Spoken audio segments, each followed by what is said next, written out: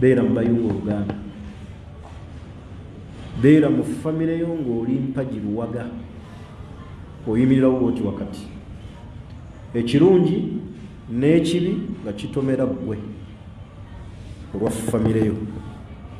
Mulimu abantu abali wano nga famire zammwe mu kizibu, nga ne bw'otuuka mu famire y'ekika baga oyo kazze lutabuse, baaba swayibu kaaliwo terugenda kuggwa. Oyinza okuba oli wano nga gwe kizibu mu famire, nga buli omu akaaba, naye ebisobola okujjawo ebyo byonna, beera mu famire ng'oli mpagi, beera ow'omugaso, gassa banna abafamire, basomese, babuulirire, badduukirire, weetabe emikolo gyabwe egya halaali egitali gya haramu.